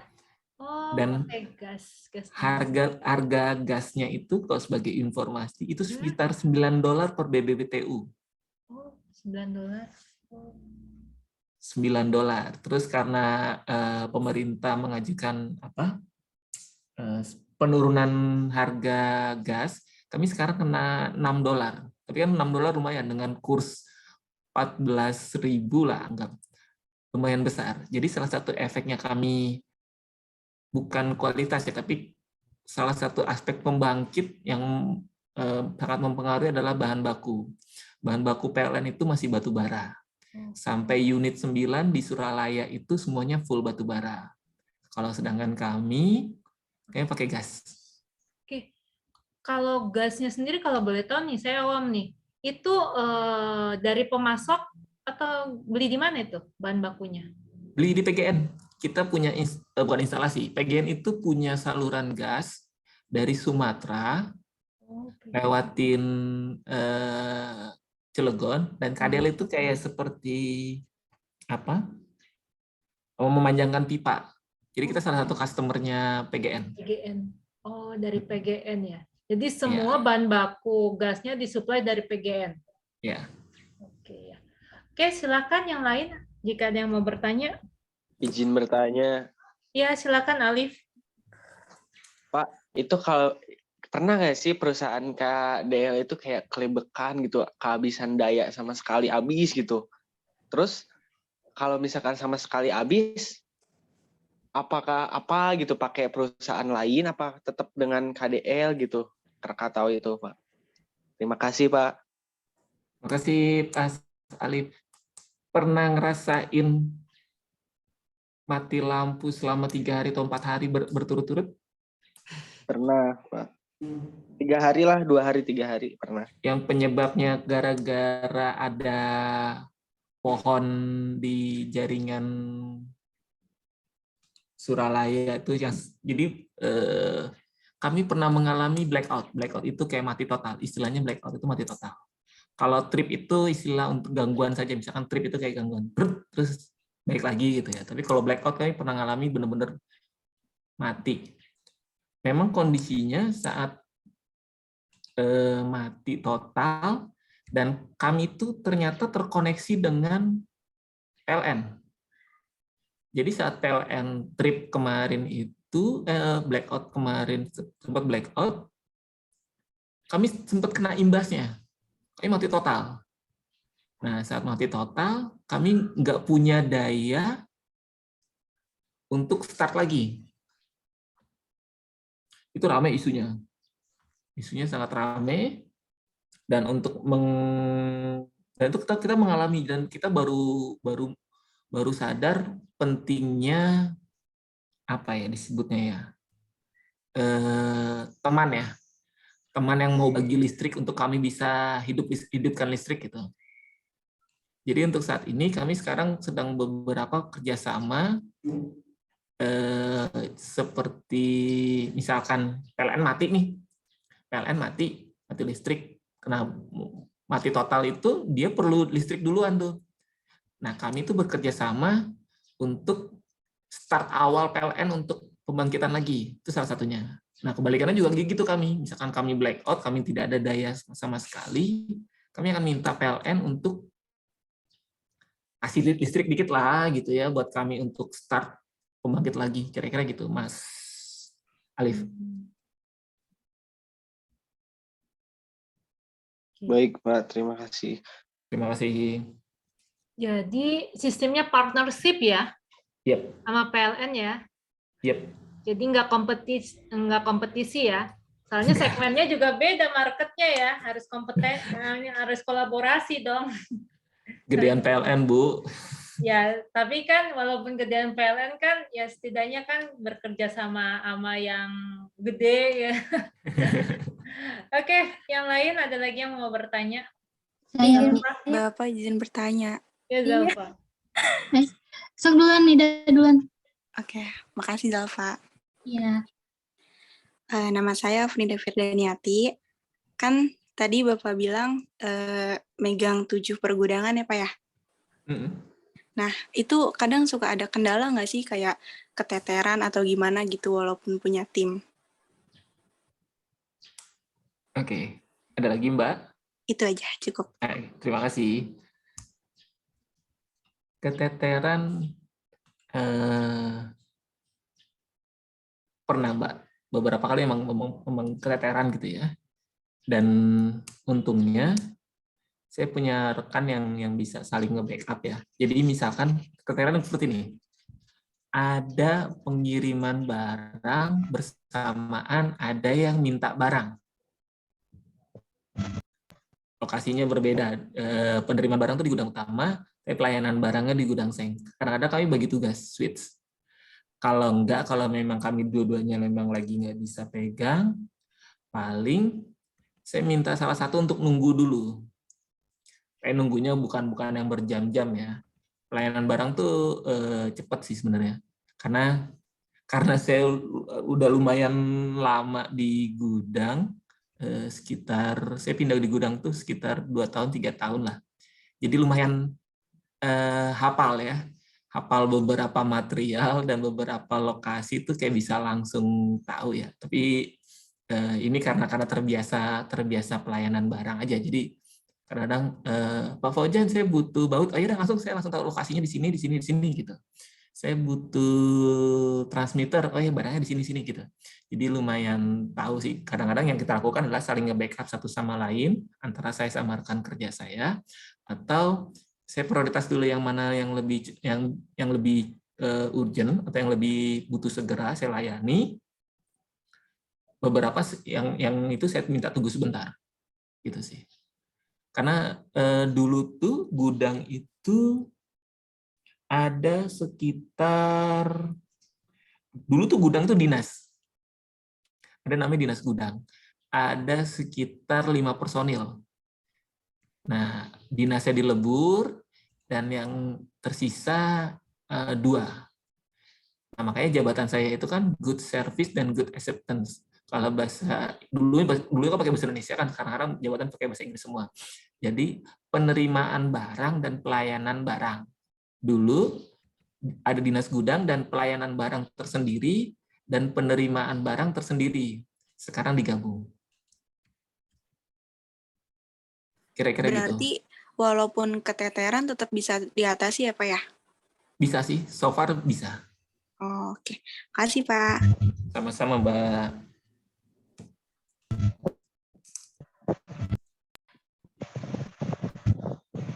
Ya, ada lagi? Tadi Zalfa. Ya. Izin bertanya Pak. Kan sebelumnya, silakan, Mbak. Ya, kan sebelumnya Bapak bilang ada barang deadstock ya yang di gudang yang umurnya lebih dari belasan tahun. Terus rencananya untuk mengurangi itu kan kata Bapak itu dilelang kan. Sedangkan kalau pemakaian di tahun sekarang kata Bapak juga mesinnya agak kuno gitu. Jadi yang saya tanyain itu emang ada ya perusahaan yang memungkinkan untuk membeli material tersebut, dan kalau misalnya nggak ada user yang perusahaan itu yang mau misalnya nggak mau memakai barang itu, berarti barangnya tetap numpuk di gudang atau gimana, Pak? Oke. Terima kasih pertanyaannya, Mbak. Iya, sama-sama, Pak. Jadi kami memang salah satu isu yang sangat besar. Kemarin itu sempat dibuatin tim optimalisasi aset. Salah satunya mengevaluasi, mengkolek data terkait barang-barang dead stock yang nilainya sekitar yang tadi saya sampaikan sekitar 7 miliar. Rencananya barang-barang tersebut akan dilelang. Namun proses lelang ini tidak mudah karena KDL ini anak perusahaan Krakatau Steel dan Krakatau Steel adalah milik negara. Proses lelangnya harus ke pemegang saham. Dan pemegang saham bila terakhir sudah kasih lampu hijau dan kami diminta untuk berdiskusi ke Kejari untuk pendampingan pelelangan barang tersebut. Rencananya kami akan lelang itu menjadi 2 mekanisme. Pelelangan dengan metode fungsi, jadi lelang dengan barang fungsi, atau lelang yang kiloan atau barang sesuai berat. Harapannya kami bisa melelang secara fungsi. Rencananya di bulan ini akan dilakukan evaluasi lagi untuk memastikan barang-barang yang di list dead stock tersebut apakah bisa dijual fungsi atau tidak. Kalau tidak dijual fungsi, yang paling jual kiloan. Gitu, kira-kira sih gitu. Dan memang prosesnya agak panjang untuk menjual, dianggapnya kan aset ya, karena ini barang adalah barang-barang dari BUMN atau barang-barang BUMN negara, jadi tidak mudah untuk bisa menjual barang tersebut. Harus seizin pemegang saham, seingat saya. Kira-kira gitu, Mbak. Oke, baik, Pak. Terima kasih, Pak. Sama-sama, Mbak.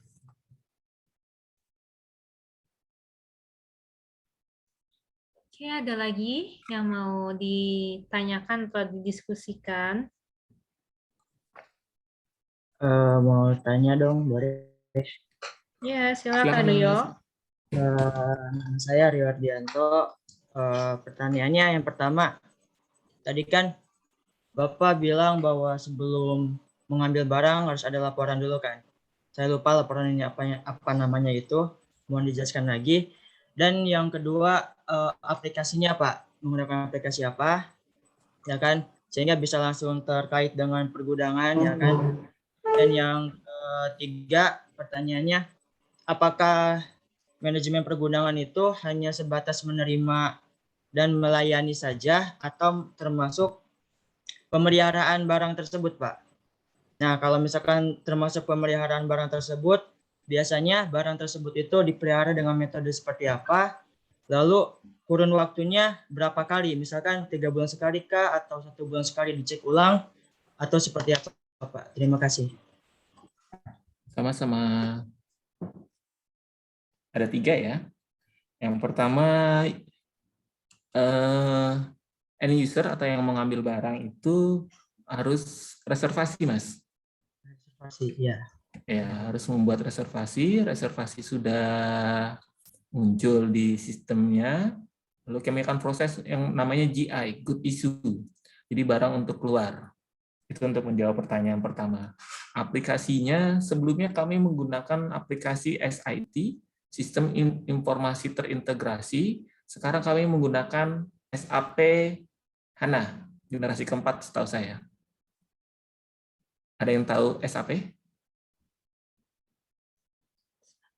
SAP itu semacam sistem berbayar yang menyediakan untuk perusahaan-perusahaan dalam menjalankan industrinya. SAP itu sebenarnya nama mereknya. Beberapa sistem enterprise seperti itu tuh banyak. Ada SAP, ada Oracle. Jadi perusahaan tersebut menyediakan aplikasi atau sistem yang bisa digunakan oleh perusahaan-perusahaan lain. Nah, salah satunya itu aplikasi yang tadi saya sempat perlihatkan itu namanya MM, Material Management. Di Material Management itu mencakup pergudangan. Salah satunya aplikasinya Migo. Jadi per Agustus 2021 KDL sudah go live untuk SAP HANA. Itu untuk aplikasinya. Lalu terkait dengan manajemen pergudangan, kami tidak hanya melakukan transaksi penerimaan barang dan pengeluaran barang, kami juga melakukan aktivitas lain seperti pemeliharaan.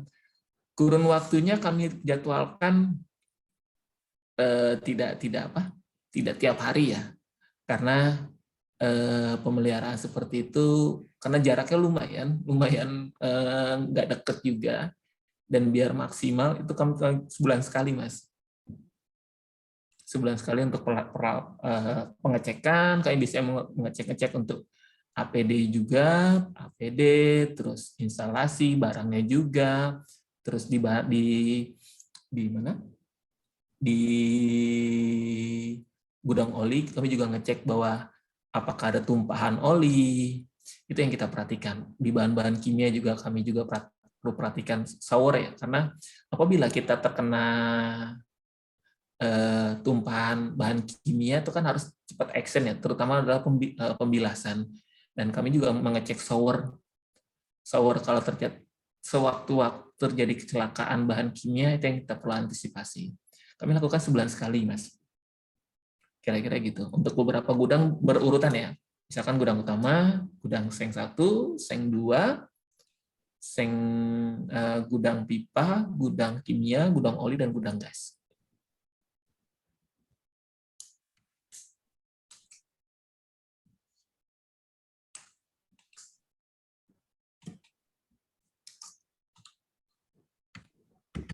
Oke, gimana Rio?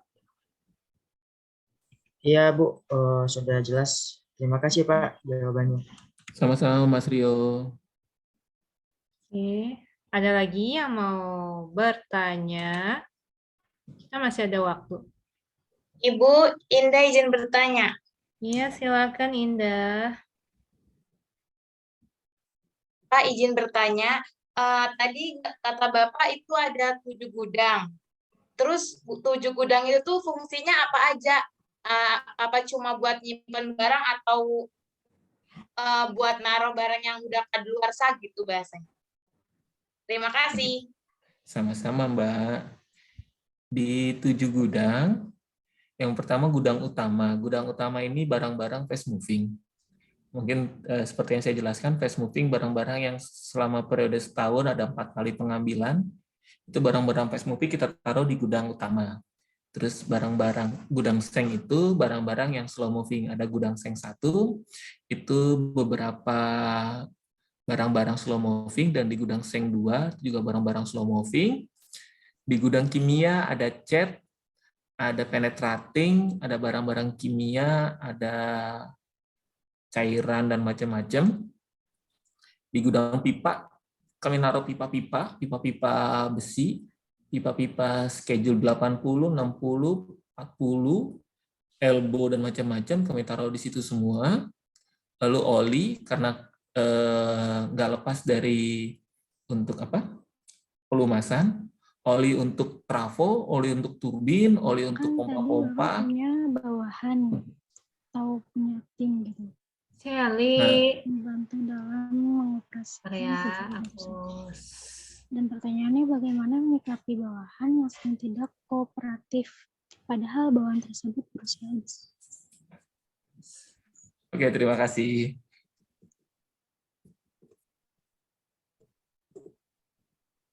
Boleh saya lanjut? Iya, silakan lanjut. Tadi Mbak Indah, gudang-gudang itu fungsinya ya. Terus di gudang oli ada berapa oli? Oli trafo, oli turbin, oli macam-macam tuh di situ semua. Terus di gudang gas kami punya gas SF6, gas oksigen, asitelin untuk pengelasan, dan beberapa refrigeran kami taruh di situ semua. Terus satu lagi pertanyaan terakhir apa ya? Saya agak lupa. Kalau tempat barang yang udah lama yang nggak dipakai gitu, itu taruhnya ada gudang baru apa emang terpisah apa gimana? Yang barang-barang lama terpakai itu kami taruh di gudang slow moving, Mbak. Di gudang seng 1 dan seng 2. Kami taruh di situ. Tapi kalau barang-barang yang sudah kadaluarsa itu kami keluarkan dari gudang. Karena kalau kadaluarsa otomatis barangnya sudah tidak bisa digunakan lagi, dan kami taruh di limbah ya, kayak gitu, dan masuknya limbah. Walaupun itu part, tapi harus kita keluarkan dan masuknya ke gudang limbah. Kami akan koordinasi dengan HSE, Health, Safety, and Environment, untuk dinas HSE. Barang-barang seperti itu harus keluar dari gudang, karena disimpan di gudang pun percuma, karena barang itu sudah expired. Misalkan contoh barang expired atau rusak atau yang bisa diperbaiki lagi ya. Kira-kira gitu, Mbak Indah. Makasih, Pak. Sama-sama. Untuk tadi pertanyaannya terkait dengan bawahan yang tidak kooperatif ya. Bagaimana cara untuk bawahan yang tidak kooperatif kalau nggak salah ya? Benar nggak ya? Tadi Benar, Mbak Seli, kayaknya Mbak Seli yang bertanya. Ya. Terkait dengan dinamika bekerja sama, ini menarik. Karena mungkin ini tidak banyak dipelajari di dunia kampus ya. Nah, saat kita punya rekan kerja, saya selalu memikirkan bahwa tiap memegang amanah atau memimpin seseorang, saya ini pelayan. Karena yang namanya pemimpin itu berarti pelayan. Kita yang banyak melayani. Nah, dari situ, karena pelayan, ya kita harus menyesuaikan. Menyesuaikan obrolan, tingkah laku, bukan menjadi bosi atau jadi bos ya. Ini tolong kerjain ini, tidak ini. Nah, cara pendekatan itu salah satunya untuk rekan kerja dibuat bisa bekerja sama dengan kita. Lalu kalau misalkan tidak bekerja sama, kita harus cari tahu dulu apa yang menjadi kekurangannya. Misalkan apakah masalah komunikasi kita, atau kita membuat jarak dengan orang tersebut. Makanya saya termasuk orang yang karena saya mikir adalah saat saya memimpin seseorang, walaupun itu cuma satu orang pun, juga saya mikirnya adalah saya pelayan, dan terus ya kita menyesuaikan. Kadang-kadang bagaimana cara untuk supaya bisa berkomunikasi dengan mereka ya, ngopi bareng, ngobrol bareng, kadang-kala belajar apa nyebutnya di sini, babasan apa untuk bahasa kita ini,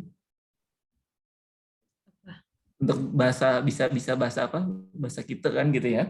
Saya beberapa belajar bahasa itu. Jadi cara kita mengakrabkan dengan seseorang, atau saya kan termasuk pendatang, saya dari Jakarta, saya harus belajar bahasa sini. Lumayan bisa lah, dikit-dikit lah, walaupun nggak lancar bahasa sini, tapi minimal saya mengerti. Dan ternyata dengan kita belajar bahasa sini, lebih mudah komunikasinya. Dengan komunikasi dengan rekan kerja, dengan vendor lokal ya, itu lebih mudah. Pengalaman saya sih. Jadi harapan saya adalah dimanapun teman-teman bisa bekerja atau pindah atau di mana, cara kita untuk berbaur dengan lokasi tersebut dengan mempelajari bahasa daerah tersebut.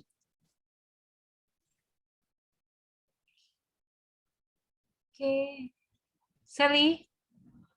Iya, Bu. Sudah terpuaskan akan jawabannya dari Pak Fauzan? Iya, sudah, Bu. Nanti kursus bahasa Jawa Serang ya, Jaseng, atau Jawa Cilegon. Kita malah, sire, ya. Oke. Ada lagi yang mau bertanya? Satu lagi ya. Saya Bu Sofia izin Oke, bertanya. Sofia. Monggo Sofia. Kan di setiap daerah kan ada bencana ya Pak ya. Misalkan ada bencana nih, ada nggak sih antisipasi agar gudang itu tuh tetap rapi seperti apa yang sudah kita rapikan gitu Pak? Ada nggak? Ini terkait bencana ya? Iya, jadi kan si gudang ini kan udah rapi nih sesuai kayak yang kita itu kan. Terus tiba-tiba ada bencana, ada nggak antisipasi agar gudang itu tidak berantakan gitu Pak? Oke, makasih Mbak pertanyaannya. Out of box nih kayaknya nih. Menarik pertanyaannya dan agak beda sendiri ya. Yang pertama, sudah tahu isu tsunami? Sudah, Pak. Di KDL itu waktunya berapa menit kalau terjadi tsunami, kami terkena dampaknya. Seperti Jadi, yang tahun lalu-lalu gitu ya, Pak? Iya, jadi memang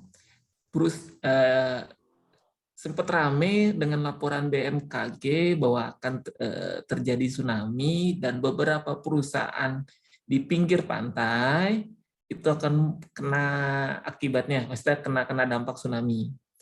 Dan salah satunya setahu saya Krakatau Daya Listrik sesuai anjuran saat simulasi bencana, kami memang diprioritaskan untuk menyelamatkan diri sendiri dulu, Mbak. Jadi saat terjadi bencana apapun, kami tidak memikirkan harta benda. Anjuran dari perusahaan adalah menyelamatkan diri masing-masing. Jadi setiap karyawan di Krakatau Daya Listrik itu diberi pelampung 1. Dan saya lumayan dekat dengan laut. Lumayan dekat sekali. Saya dekat sekali dengan laut. Jadi mungkin nggak kepikiran bagaimana gudang akan berantakan atau enggak ya, tapi mikirkan bagaimana menyelamatkan diri terlebih dahulu. Kira-kira sih gitu kalau jawaban dari saya. Baik, terima kasih Bapak atas jawabannya. Sama-sama. Pak, terus yang waktu tsunami tahun kemarin itu gimana? Kena nggak sih? Ini pertanyaan ini nih ya. Jadi, ini yang kejadian di Ujung Kulon. Ujung Kulon, mana? Iya, di Sumur. Tanjung Lesung. Sumur, Pak. Tanjung Lesung itu, kalau misalkan teman-teman baca lebih lanjut, penyebabnya dari mana? Dari air laut, Pak. Air laut, Pak. Berarti kurang dalam membacanya nih. Krakatau ya, anak Krakatau. Ya, dari Krakatau. Jadi Krakatau itu posisinya kan sebenarnya lebih dekat ke Lampung. Saat terjadi gempa besar, Krakatau itu longsor. Longsoran itu menyebabkan sempat surut. Yang surut itu di daerah KDL nggak surut sih, nggak terlalu surut. Tapi di Merak itu udah mulai surut. Namun efeknya itu saya harusnya kalau gini harus gambarin. Jadi efeknya itu tsunami-nya itu ke arah Tanjung Lesung, bukan ke arah Cilegon. Karena kalau nggak salah Cilegon itu udah selat atau perairan jauh sih sebenarnya. Jadi nggak kena Mas. Tapi lumayan mengkhawatirkan, lumayan ditelepon sana-sini ya, terkait tsunami kemarin, dan memang tidak ada yang tahu bahwa ternyata tsunami kan. Alhamdulillah sih aman Mas untuk itu. Aman ya Pak? Aman. Terima kasih. Sama.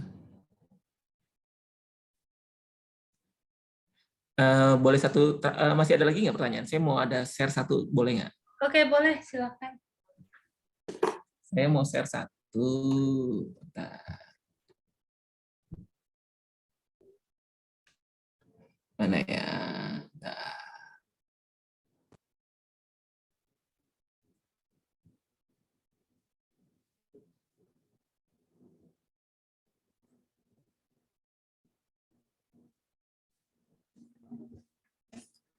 Nanya deh ya, kelihatan?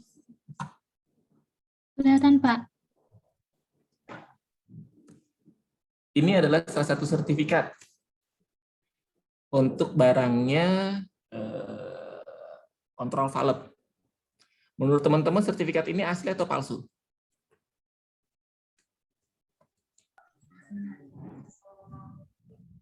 Palsu, Pak, kali.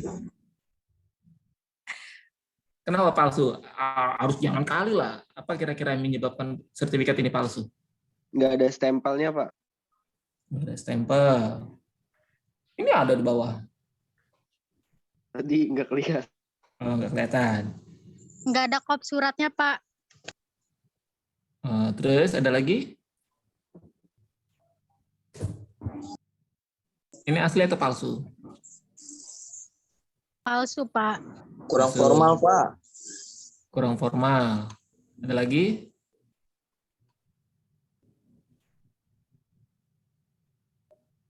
Tak jawab langsung ya. Sertifikat ini palsu, Mas. Mbak. Kalau dilihat memang terlihat nggak meyakinkan. Biasanya kalau sertifikat ini untuk lebih meyakinkan kami akan mengontak ke manufaktur, Mas dan Mbak. Jadi kami akan kontak ke manufaktur akan bales bahwa sertifikat ini asli atau enggak. Kalau beberapa sertifikat yang dipersyaratkan, kami biasanya ngecek, Mas. Siapa yang mengeluarkan, siapa yang bertanggung jawab, apakah orang ini ada atau enggak, dan orang ini tidak ada, Mas. Orang ini nggak ada, perusahaan ini juga nggak ada. Saya kasih lihat buktinya.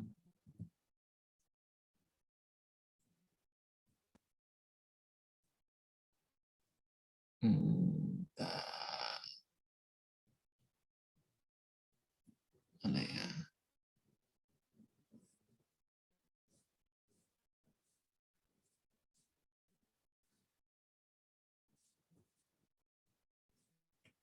Kelihatan? Kelihatan, Pak. Iya, jadi barang ini tidak ada recordnya, nggak ada serial number tersebut, nggak ada record penjualan salesnya, dan PO tersebut nggak ada. Jadi salah satu gudang adalah seperti kiper ya, dia seperti pertahanan terakhir saat menerima barang. Nah, saat menerima barang tersebut, tiap dokumen yang dikirim, sertifikat yang dikirim, kami akan cek keasliannya, asli atau enggak. Dan kami akan coba mengecek langsung ke manufaktur. Dan saat barang sertifikatnya juga meragukan atau palsu, otomatis barangnya juga kita meragukan. Barangnya akhirnya kita tolak. Karena nggak meyakinkan. Kira-kira gitu. Dan fungsinya memang beberapa dokumen yang persyaratkan itu menjadi sangat vital. Jadi barang dan dokumen itu menjadi satu kesatuan. Jadi tidak ada barangnya benar, sertifikatnya bodong, itu nggak ada. Jadi satu kesatuan. Kenapa seperti ini? Karena jangan sampai gudang menerima barang yang palsu. Sertifikatnya aja palsu, apalagi barangnya, kira-kira gitu. Itu yang saya pengen share, bahwa ternyata pemalsuan itu banyak terjadi, termasuk di pengadaan barang. Jadi teman-teman mungkin sudah familiar dengan barang-barang palsu atau apa yang dijual di marketplace, dan itu terjadi juga untuk di perusahaan. Perusahaan juga harus hati-hati dengan barang datang. Kira-kira gitu yang share terakhir yang saya berikan. Terus Pak, untuk masalah pemalsuan itu nggak ditindaklanjuti apa gimana? Ditindaklanjuti, kita akan blacklist, Pas. Langsung kita blacklist. Nggak ada ampun. Berarti nggak ada pihak yang bertanggung jawab dari perusahaan yang ngasih sertifikat tersebut ya? Bertanggung jawab, ya barang itu kita tidak terima, kita kembalikan, dan vendornya akan kita blacklist selamanya. Kira-kira gitu. Jadi gudang itu seperti kiper, pertahanan terakhir. Jadi memang harus jeli. Jeli dalam barang dan jeli dalam dokumen-dokumen terkaitnya.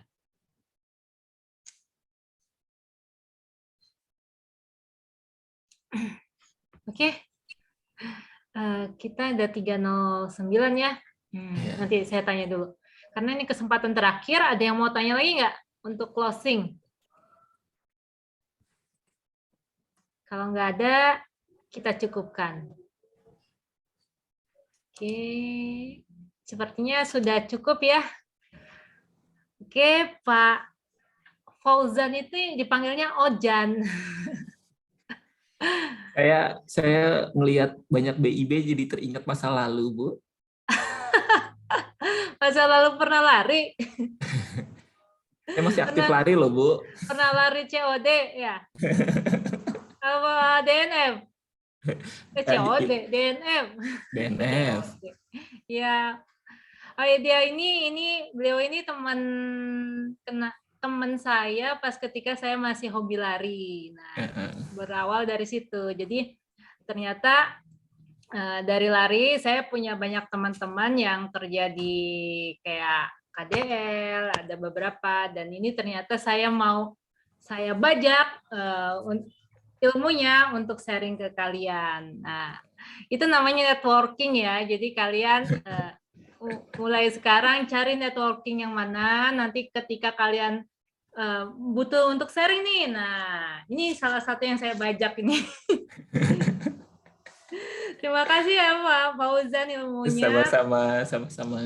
Terima kasih banyak untuk sharing ke anak semester 3 walaupun mereka itu belum ini ya bekerja, setidaknya mereka ada wawasan insight. Oh, begitu loh gitu. Oke. Sebelum kita tutup, kita foto bareng dulu ya. Kalau yang mau buka ininya, videonya, monggo.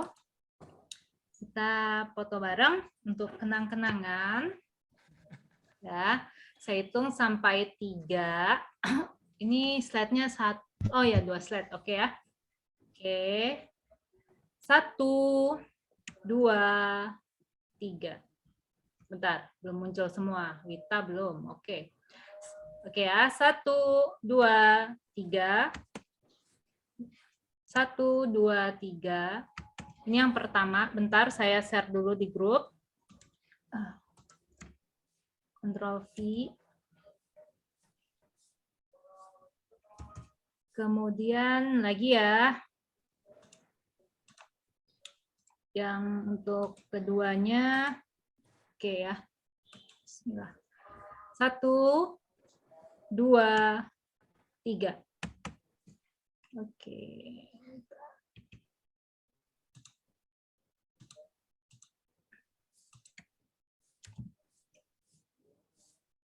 Oke.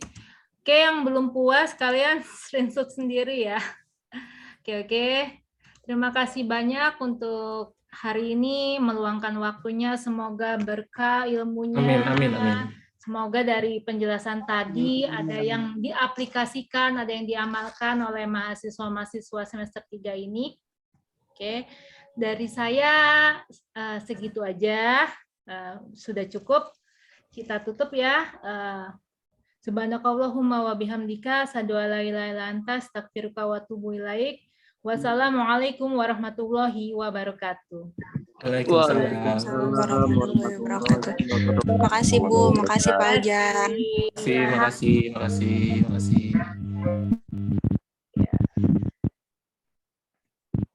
Ibu mau nanya, itu yang resum langsung dapat Bu? Kenapa Isma? Yang resum materi hari ini langsung di sepada Bu?